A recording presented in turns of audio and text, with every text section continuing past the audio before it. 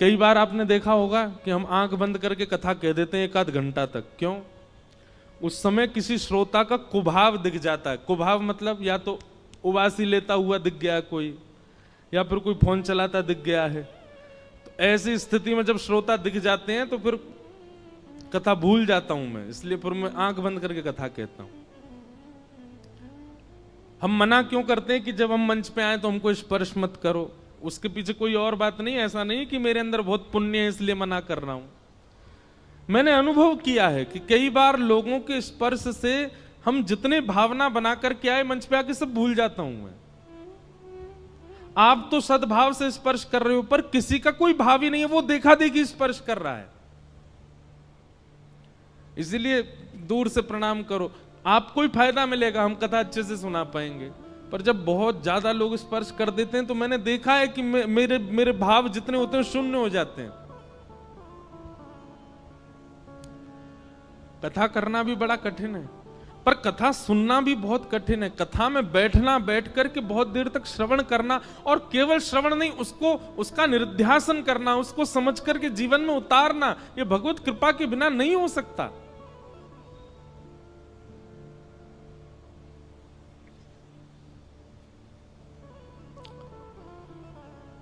कथा का श्रोता होना सामान्य बात नहीं है।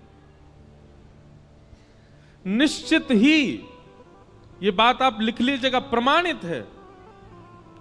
अगर कोई व्यक्ति अपने जीवन में कथा से लगाव करता है, कथा श्रवण कर रहा है, उसने कभी ना कभी ठाकुर जी को देखा है, उसने दर्शन किया है ठाकुर जी का, इसीलिए उसकी रुचि बढ़ रही है।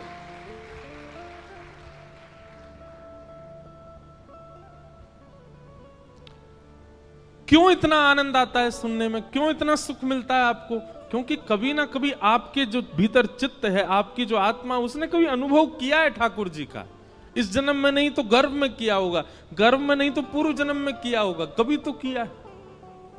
तभी आपकी रुचि बढ़ रही है, तभी कथा सुनते सुनते नेत्र सजल हो रहे हैं, कथा सुनते सुनते प्रसन्नता हो रही है, कथा सुनते सुनते रोंगटे खड़े हो रहे हैं। ये सब विचार, ये सब प्रभाव हमारे ऊपर क्यों हो रहे हैं? क्योंकि कभी ना कभी तो ठाकुर जी का दर्शन हुआ है हमें।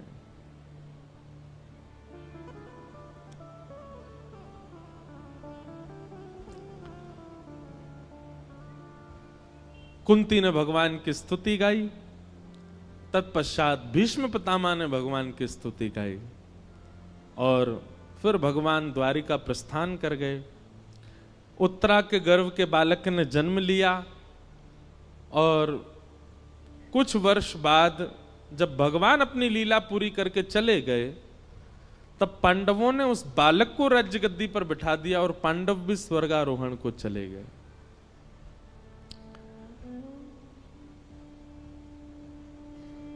परीक्षित धीरे धीरे बड़े हुए, उनका विवाह हुआ, जन्मेजय आदि पुत्र हुए। अब यहां पर एक बहुत बहुत अच्छी बात है, पता है?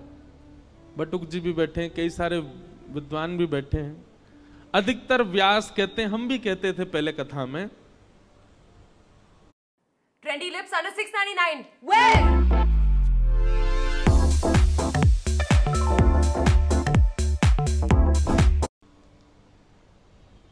कि कलयुग को 5 स्थान दिए, और उन 5 स्थानों में एक स्थान जात रूप मदात प्रभो सोने में निवास दिया। अभी हम इसका विस्तार करेंगे, बस ये कुछ व्यास बैठे हैं सन्मुख, उनको बता रहे हैं।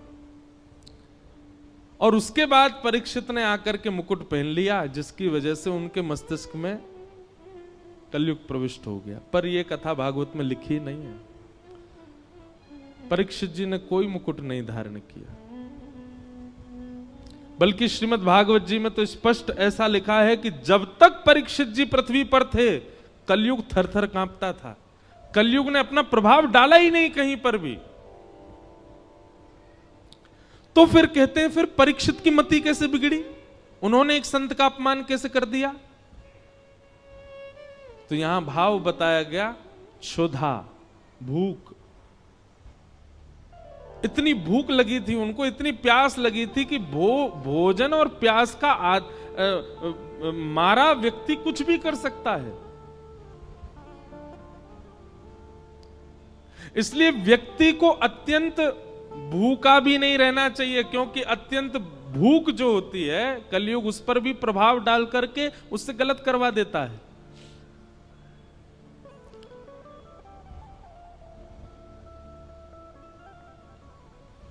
दो लोगों को भगवान नहीं मिलते। कौन दो लोग? बहुत खाने वाला और बहुत सोने वाला। पहला, जो बहुत खाता होगा और बहुत ज्यादा ही सोता होगा, समय से ज्यादा सोता है। अच्छा देखो, एक हमारे जैसे सोने वाले हैं। हमारे जैसे सोने वाले मतलब जिनकी 4-4, 5-5, 6-6 महीना की नींद बकाया है। कभी कभी नींद आती है तो खूब देर तक सो लेते हैं, पर कभी कभी सो पाते हैं हम। लेकिन एक व्यक्ति करता धरता कुछ नहीं, पूरे दिन पड़ा रहता है बस, फिर भी उसको इतनी नींद आती है कि रात में सोता है, सवेरे उठता है 10-11 बजे। कोई परिश्रम नहीं करता, कहीं बाहर जाने का उसका काम नहीं, घर में पड़ा रहेगा पूरे दिन, और फिर भी उसको इतनी नींद आती है कि 7-8 घंटे सोता है। ऐसे व्यक्ति को ठाकुर जी नहीं मिलते, जो पारिश्रमिक नहीं है, परिश्रमी नहीं है और फिर भी सोता है। और दूसरा, बहुत खाने वाला। इसमें भी यही बात आएगी, जो बहुत परिश्रम नहीं करता है लेकिन खाता बहुत है, बहुत खाता है, अधिक मात्रा, भूख से अधिक खाता है। ऐसे व्यक्ति को ठाकुर जी नहीं मिलेंगे। पहला व्यक्ति बहुत सोने वाला, बहुत खाने वाला। और दूसरा व्यक्ति बहुत कम सोने वाला और बहुत ही कम खाने वाला, उसको भी ठाकुर जी नहीं मिलते। क्यों? इसके प्रति ठाकुर जी विचार, पहले वाले के प्रति तो विचार करते हैं, ये मेरी थाली उखा जाएगा और ये सोता ही रहेगा, मोते कब खेलेगा, मेरे संग कब रहेगा, इसलिए ठाकुर जी उसको नहीं मिलते। और दूसरे वाले के प्रति ठाकुर जी विचार करते हैं, जे खुद ना खावे मुंह का खवावे को, ये खुद ही भूखो रहे मुंह का खवावे को। और दूसरी बात ठाकुर जी सोचते हैं, खुद सोवे ना है मुंह भी ना सोन देगो, पूरे दिन जगो रहे तो मुंह परेशान करेगो। हमारे ब्रज के संत कहते हैं, बहुत कम खाना और बहुत कम सोना, बहुत ज्यादा खाना और बहुत ज्यादा सोना, दोनों ही भगवत मिलन में बाधा हैं। मध्यस्थ रहो, मध्यम रहो।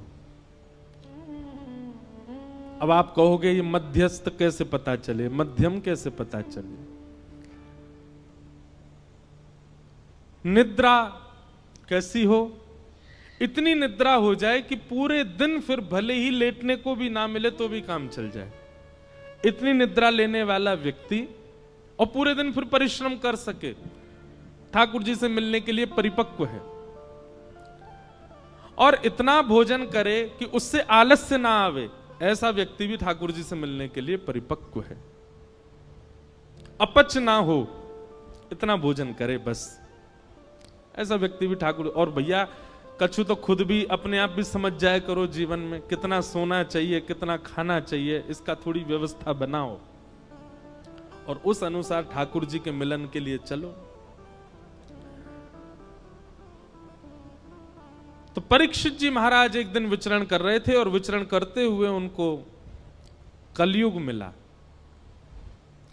जो कि वृषभ यानी कि धर्म के 3 पैर काट चुका था, चौथा पैर काट रहा था। धर्म के 4 चरण हैं, सत्य, दान, दया और पवित्रता।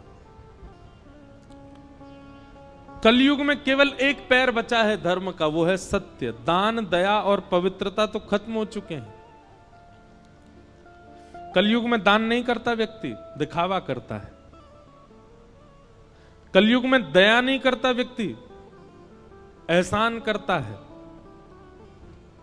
कलयुग में पवित्र नहीं रहता व्यक्ति, केवल पवित्रता का आडंबर करता है। थोड़ा बहुत यदि बचा है तो सत्य बचा है। सत्य भी बोलता नहीं है, सुनने के लिए सत्य चाहिए। दूसरे से भले ही झूठ बोले पर अपने लिए उसको सत्य चाहिए, इतना सत्य बचा है बस। और कलयुग उस चौथे पैर को भी काट रहा है, सत्य को। तभी परीक्षित जी महाराज पहुंच गए, कलयुग को पकड़ लिया, जान से मारने लगे, चरणों में गिर गया, महाराज मुझे स्थान दे दीजिए। तब 4 स्थान प्रदान किए, द्यूतम पानम स्त्रिय सूना, ये 4 स्थान पहले प्रदान किए। जुआ, मदिरापान, भक्ष भक्ष सेवन, पर स्त्री पर पुरुष गमन और लड़ाई झगड़ा, कलेश, इसमें कलयुग का निवास। कलयुग ने पुनश्च याचना की, बोले कि महाराज मेरा परिवार बड़ा है, एक स्थान और दे दो। तो उसको जात रूप मदात प्रभो, अनीति से कमाया गया धन, 5वां स्थान प्रदान किया। इन 5 स्थानों पर बहुत सावधान रहा कीजिए, कभी भी जुआ में नहीं खेलना है। जुआ का मतलब क्या होता है? धन को दांव पर नहीं लगाना है। यह शर्त लगाना भी एक प्रकार का जुआ है, नहीं लगाया कीजिए। भैया सीधी बात है, किसी की पत्नी को दांव पर लगा दोगे, पति छोड़ेगा आपको? और वो भी पति कौन है? जगत नियंता, जगदाधार, जगदीश्वर, त्रिलोकीनाथ, उनकी पत्नी है लक्ष्मी। आप लक्ष्मी को दांव पे लगा दोगे, नारायण प्रसन्न रहेंगे आपसे। भागवत जी में वर्णन है कि जुआ खेलने वाला व्यक्ति लक्ष्मी को असद स्थान पर प्रयोग करने वाले व्यक्ति से पंचदेव सदैव नाराज रहते हैं।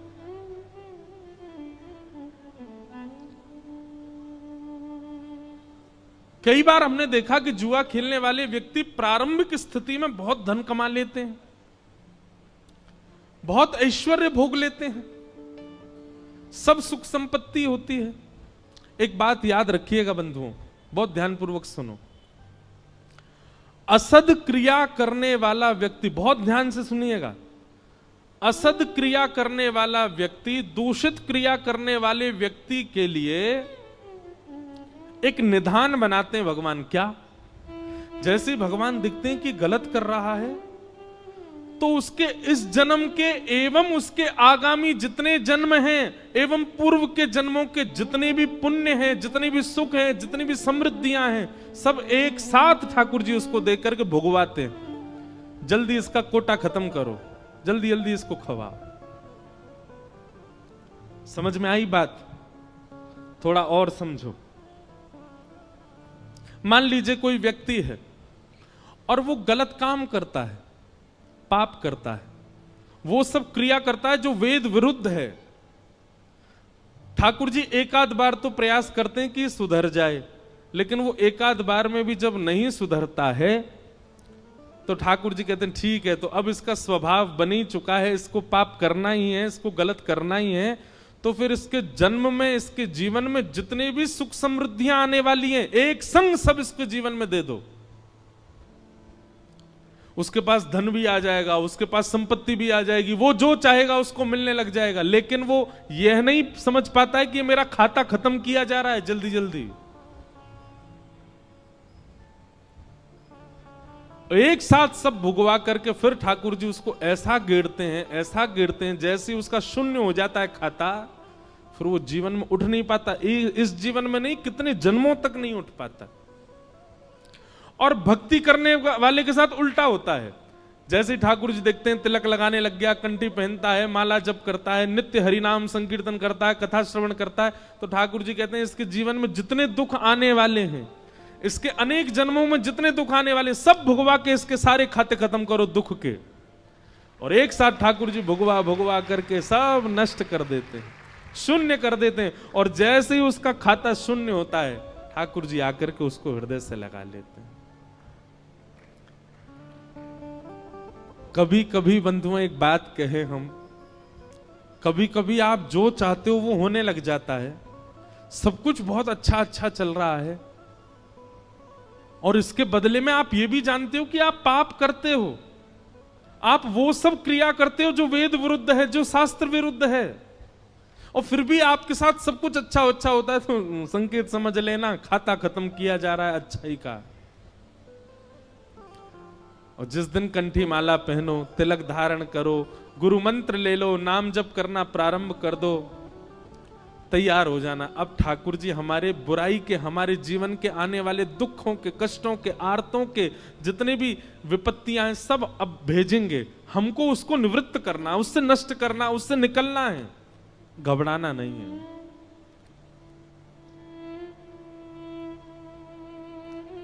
क्योंकि कई बार लोग मिलने आते हैं तो मुझसे कहते हैं कि वो देखो महाराज जी इतना पाप करता फिर भी उसके जीवन में इतनी प्रसन्नता। अरे आपको नहीं पता है, उसका खाता खत्म हो रहा है अच्छाइयों का।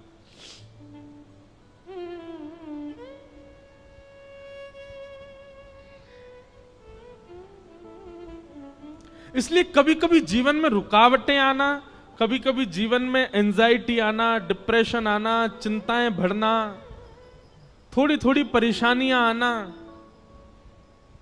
इनसे समझा करो कि नहीं हमारा जीवन ठीक चल रहा है और कुछ हो ही नहीं रहा है। 5 साल हो गए, सब बढ़िया ही बढ़िया चल रहा है, कुछ कोई दिक्कत ही नहीं आती, कभी कोई रुकावट ही नहीं आ रही, कभी चिंता ही नहीं हो रही, कोई परेशानी ही नहीं आ रही। घबरा जाना, हे नाथ जरूर आप कुछ भयानक करने वाले। समुद्र में जब सुनामी आने वाली होती ना, लहरें धीमी कर देता है समुद्र, शांत हो जाता है समुद्र और धीरे धीरे पीछे जाने लग जाता है। तो किनारे वाले लोगों को लगता है अरे ये तो अंदर जा रहा है, और अंदर चलो, और अरे ये तो अंदर जा रहा है, अरे शांत हो गया, देखो लहरें ही नहीं।